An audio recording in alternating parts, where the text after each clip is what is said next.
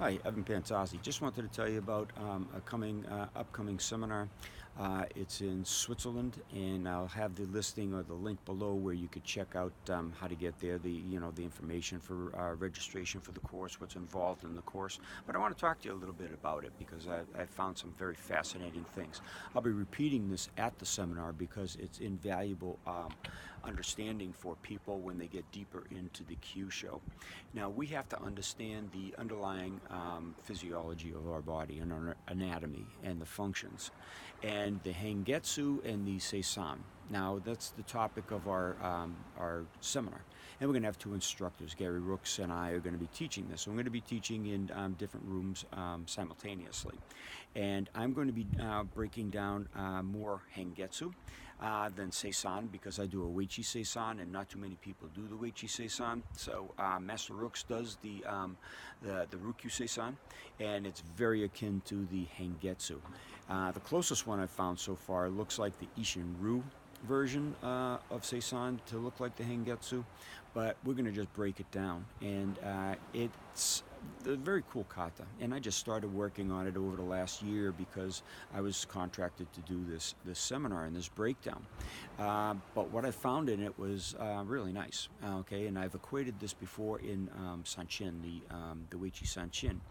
But we have something called cross-body electronics, okay? And what that is your right hemisphere, your brain, fires off and controls the left side of your body, and the left side hemisphere of your brain controls the right side of your body, as we've stated. There's a whole science out there on cross-lateral training now. Now, many katas do crossings, whether you're doing it out of kusan-ku or you're doing a block out of a heian or whatever form you're doing, the moving arms coming across in your sanchin or your weichi versions. You have movements coming up in your tai chi. It's in everything, okay? So the cross-lateral training doesn't matter what style you do, okay? But the cross-lateral training means that you're touching, crossing, so that two hemispheres are firing at the same time.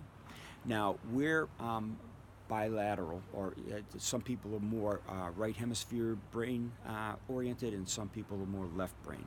Some people are more creative, some people are more logical. These two type of issues.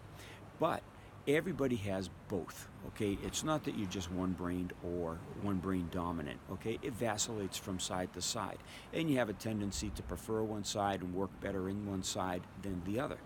But the way that you can have both sides firing at the same time instead of going through that ebb and flow of right lane to left brain throughout your day and stay focused longer is by doing the cross-lateral training or crossing your center line, okay? You can do it by touching, you can do it by crossing, you can do it by touching front to back, you can be doing it with a leg and a hand, okay? And if they're opposite, that's even better, okay? So you got the up and the down, the front and the back, and the side to side, okay? So all these dynamics are your polarities and how you are firing. Your brain is firing into your nervous system, and which one's more dominant.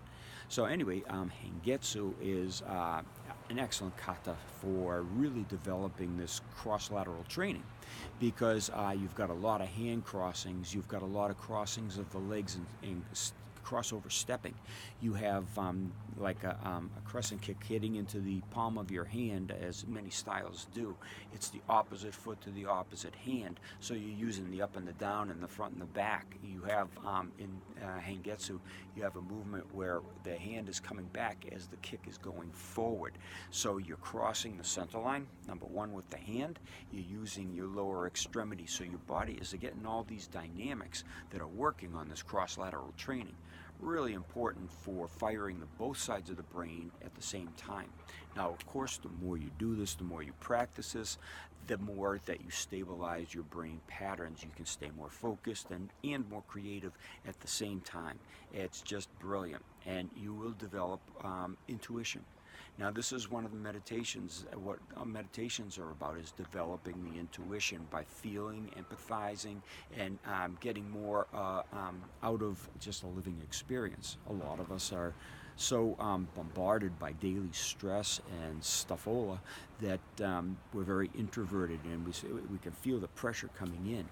these exercises open you up, and you have a greater feeling about yourself. You've got a better overall perspective. You start feeling what's going on around you, seeing more what's going around you. And let's face it, in a self-defense situation or walking down the street these days, you have to be more aware. So these katas not only exercise you and give you good martial technique, okay, they give you health benefits, not just mental, and it's physical benefits as well. And it's also spiritual, because if you're aware and you feel good about just being out and about instead of feeling all that stress compact on you all day, every day, then you're going to be more uplifted and nicer to people, and they're going to be nicer back. The karma thing, it goes back and forth, so it's just a great feedback loop. So we're going to be developing this all through the Hangetsu, along with some amazing Kyusho material, and I'm going to be showing in particular, I'm not going to speak for Mr. Rooks, but what I'm going to be working on is how to do that kata and have a good set of Kyusho techniques that you're developing every move of the way. So you have fighting methods that you're thinking about as you're doing them in the air, as you felt them doing it on another person. That's where it comes in. If you just do katas in the air, that's good for your health and your spirituality, and of course your cross-lateral training, and also your martial application and your self-protection. But it's better, of course, if you've done those methods that you're using in the kata, feeling a human body in between your hands or your legs or whatever you're doing, to feel the body going through what you're doing with your Kyusho, like when you hit them and you feel them collapse. Okay, your body records that, your hands record that, your nervous system, it's deep in your psyche and your subconscious, and that's going to enable you to be a better fighter, a better protector of yourself, and again, healthier all around. So that's what the Hangetsu course and Seisan course is all about. And even if you don't do these katas, we're going to show you the movements. You can pick it up if you want. You can learn it on YouTube, come to the seminar, or just take the methods and the understandings that you learn and still apply it to your own art and, of course, your own health. So we look forward to seeing you there. Take care. Oh, links below.